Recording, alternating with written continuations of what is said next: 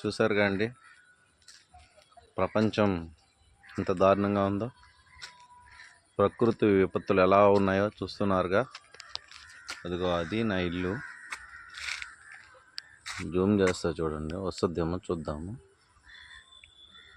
అది నా ఇల్లు.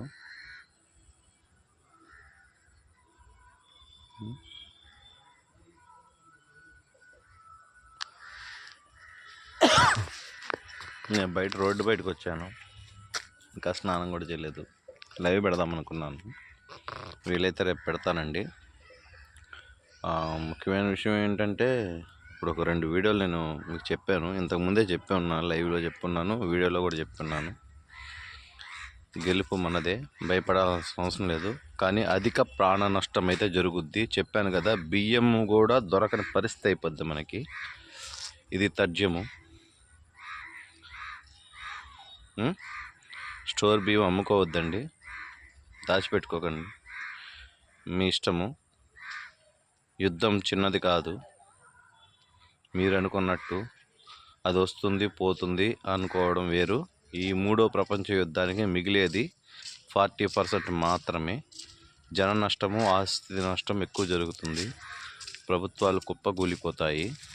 ఇది గమనించండి. ముందుగా కొంచెం మనం డేంజర్ జోన్లోనే ఉన్నామనుకోవచ్చు, కానీ జన నష్టం అయిపోయిన తర్వాత ఎంతమంది ఇప్పుడు తల్లికి బిడ్డ లేకుండా, బిడ్డకి తల్లి లేకుండా, భార్యకి భర్త లేకుండా, ఇంట్లో ఒక కుటుంబానికి తండ్రి లేకపోతే ఎట్లా అవుతుందో పరిస్థితి అలాగ అయిపోద్దండి. అకలావితలం అయిపోద్ది అన్నమాట. ఓట్స్ కూడా రావు, అంత దారుణమైన సిచ్యువేషన్ మనం అవుతుంది.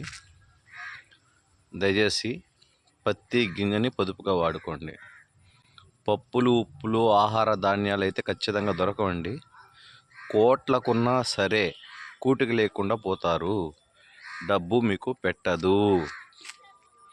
డబ్బు మీకు ఎంతున్నా కూడా గ్లాసు మంచినీళ్ళు కూడా పుట్టవు.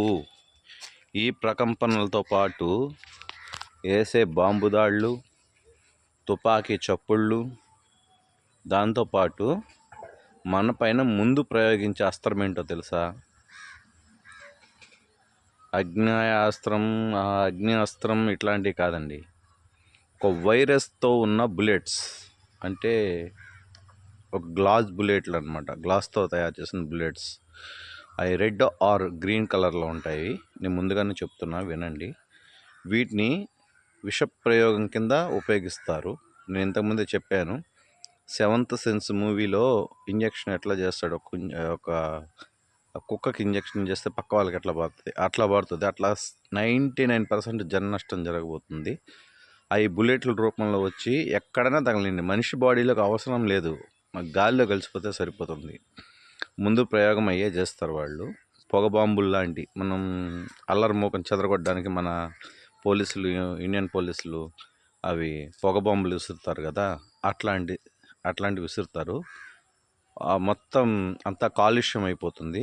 వాయువు అంటే గాలి, విషపూరితమైన వాయువులు ఒంటిలో చేరటం వల్ల ముక్కులోంచి రక్తము, చెవులోంచి రక్తము, నేను చెప్పింది ఇదే, బ్రెయిన్ డెడ్, స్ట్రోక్, తట్టుకోలేని వాళ్ళు అంటే వీక్ పర్సనాలిటీ ఉన్నవాళ్ళు, ఇవన్నీ జరగక తప్పదు. ఓన్లీ 60% మాత్రమే చనిపోతారు. 100%లో 40% మిగులుతారు. With security. మీ ఇంట్లో కరెంటు కూడా ఉండదు. అంత దారుణమైన పరిస్థితి ఎదుర్కొంటారు. పాత రోజులకు వెళ్ళిపోతారు మనిషి అని చెప్పాను కదా. ఒక వస్తువు ఇచ్చి ఇంకో వస్తువు తీసుకోవడం. డబ్బు అనేదే పనికిరాదు అసలు. చెత్తి కాగితం కంటే దారుణం అవుతుంది. ఇదే నేను ముందు నుంచి చెప్పుకుంటూ వస్తున్నాను.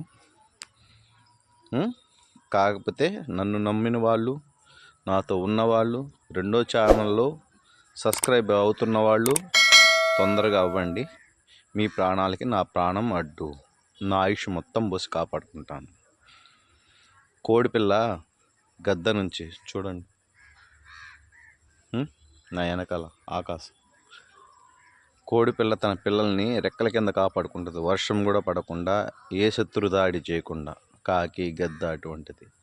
అలాంటి వాటితోటి పోరాడే శక్తి ఆ కాకి, కోడికి లేకపోయినా కోడుకుంటుంది. అట్లా మిమ్మల్ని ఒత్తులై నేను కాపాడుకుంటాను. ఇదైతే ఖచ్చితంగా జరుగుద్ది.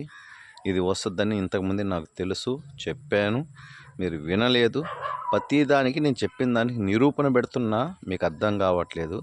మీ దాకా వస్తే కానీ ఏది తెలియదు అన్నట్టుగా పక్కన వాళ్ళ నొప్పి మీకు తెలియదు, మీ కాడికి వచ్చేటప్పటికి ఆ నొప్పి తెలుస్తుంది. సరేనండి, సర్వే జనా సుఖినో భవంతు. నాకు ఈ మాట చెప్పాలన్నా కూడా భయం వేస్తుందండి.